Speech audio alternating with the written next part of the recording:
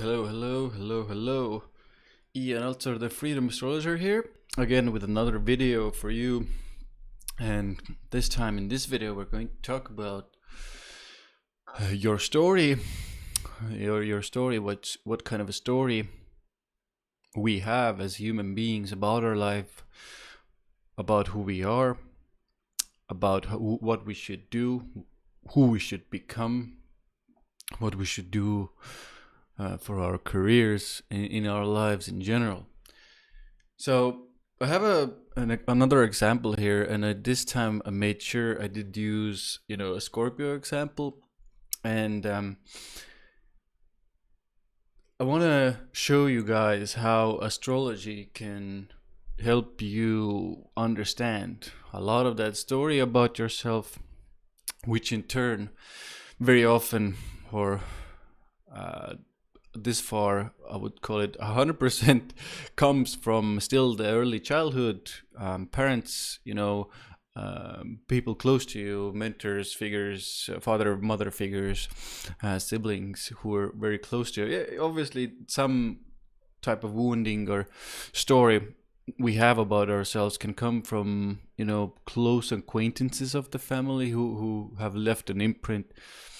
So there are exceptions, obviously, but still, usually these problems were inflicted upon us during early childhood. Now, I mentioned this all because I want to bring in the moon, and in this example we have here in this chart, the moon is in the sign of Aquarius and in the 8th house for this individual. So I will give you a very kind of simplified, yet I would say it kind of sums up the gist of this position without looking any other aspects. We're going to just analyze this chart a bit, so you know what types of things to look for, and what are the things in astrology that can help us put together a story or understand what types of ideas and stories we have about ourselves in this lifetime.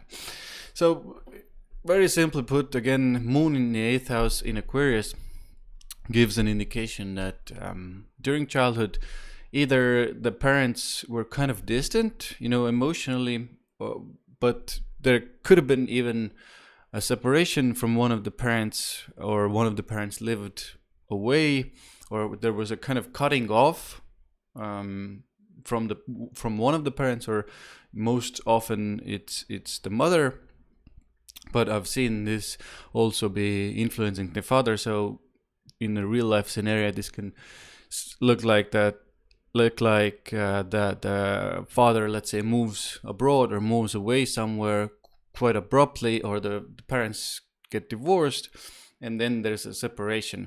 The other kind of more positive manifestation of this is where people, the parents stay together, but there's kind of an emotional distance with the child, and if it's your child, then with you. And although there's a kind of a friendliness there with the parents, like the real emotional warmth and emotional capacity from the parents towards the child can be lacking. Now, let's bring in the 8th house as well, because the 8th house gives us some indications as well. And 8th house is a bit of a difficult house. It's a bit of a crisis, transformation, problematic, deep things house. Also, it brings in the esoteric themes. But let's focus on, a bit more on the early childhood psychological side that can, give us indication of the story. So this immediately brings in the topic of more transformations, more crises during early childhood life, more emotional fluctuations, and difficult situations. These can be again associated with divorce or some sort of crisis with the mother. Some sort of troubles happened with one of the parents that could have left a big emotional imprint on the child. as well as usually the fluctuations of the mother here with the moon in the eighth is quite. I don't. Maybe severe is a bit of a dramatic word, but it's still quite of like an up and down kind of emotional ride with the eighth house moon. What I've seen is people's mothers or the childhood home environment had these big ups and downs in emotional, let's say, feelings and problems there. So for example, in a very practical way, one moment everything is fine, the emotions are grounded, everything is cool, maybe the mother is even stable, and then another moment in their lives something happens, another crisis happens, which gets those emotions fluctuating there, or they have some sort of emotional issues that they haven't yet dealt with. So this is kind of like a very, very short, but again, it kind of sums up the gist of this position. And now if you understand this side of the coin, you see where these emotional fluctuations coming from. These can turn into stories in our adult lives. Like, for example, with this specific position is like it's the story for the individual or the person in adulthood can be. It's very hard for me to feel emotional closeness. It's the story is I have problems expressing my own emotion and emotions and even feeling and experiencing my emotions, because a lot of times this can also mean that the person, to be able to deal with these situations during early childhood, they needed to kind of close themselves off from feeling, and they kind of went into the head. It's a very kind of, I filter my emotions through the head kind of position here. Luckily, the eighth house, in this case, kind of helps, I guess. So these let's say these problems, inflict different stories. So I brought up some examples, but these can be a little different as well. Also, it's if you bring in the eighth house, it's the story can be. It's hard for me to have emotional stability, emotional happiness. It's always up and down. The thought or idea can be I have this constant up and down bouncing of emotions, and there's no safety, no emotional groundedness, and emotional happiness and safety in my life. So again, these experiences from early childhood can become the stories in adulthood. So I hope this kind of makes sense, the connection between the two, and how we can use astrology to make let's say assumptions or even very direct ideas of what could have happened there. The tiny problem here is these stories can shift differently in a person's mind. This is where when let's say you're an astrologer and you work with people, or you're a therapist, a person comes and you can see, let's say you use astrology in your counseling or consulting, and you see this position, you can start asking like, hey, was there a lot of up and downs? What did this kind of do to you, and what came up, or not what came up, but what kind of idea you have about your emotional life, your kind of nurturing, feeling safe in the world part of your being.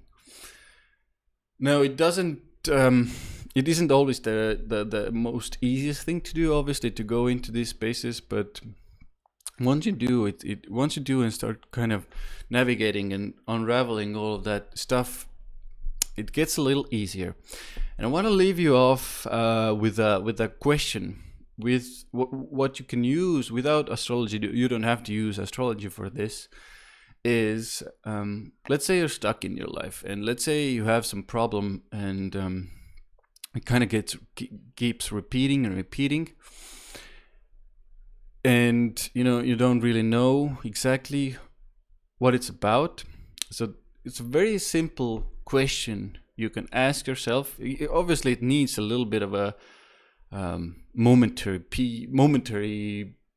reflection within yourself and with yourself to be asking these questions. But it doesn't mean you have to go on a mountaintop and meditate, constantly. You can do this, during before you go to bed or before you start your day. But the question is very simple. You just ask yourself, what is my story about myself? What is my story about life and who I am? So that's it. And once you ask that question, you don't even have to say it out loud. You just need to kind of ask it within yourself.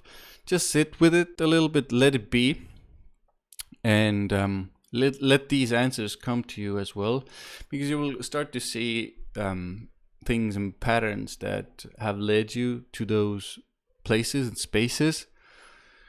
Obviously, astrology can help here, and if there are very difficult, suppressed, even in this chart we can see that actually the Saturn is on Moon, so the person is probably suppressing a lot of their emotions, and actually a lot of that a lot of those problems are most often in this specific case, because Saturn rules the 7th house, are to do with one of the grandparents, or even both of the grandparents. But I'm betting here in this example that they're one of the grandparents who kind of put this emotional restriction on this person as well.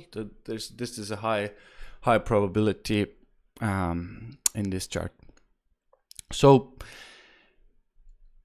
ask those questions. If you need more help, you can book a reading. I'll put the contact thing in the form below, or in the description below. And if you want to know more about these techniques and ideas and how we can heal these things and how to see these things, I'm doing a webinar on 23rd of May, and it's a lot to do. Although the title is how to make the best deals and how to form the best partnerships, a lot of what we focus on in that webinar is our self-worth, our inner, let's say inner being, and what kind of situations we are in those areas, so that we are, if we go into those spaces of needing to form deals and be, let's say, healthy in the material world, we are, taking care of the insides first, and then it's easier to go in those material realms. I will leave the description, or I will leave the link of the webinar in the description as well.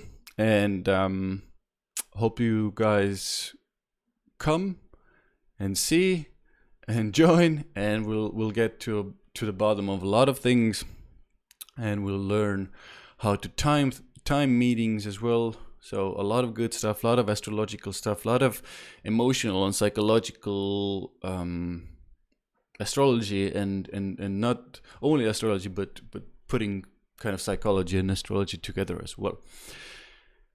Thank you for this, and I'll see you soon in the next video. Ian Altazar, the Freedom Astrologer, out. Like, subscribe, share the video, comment, all that's good stuff. Bye for now.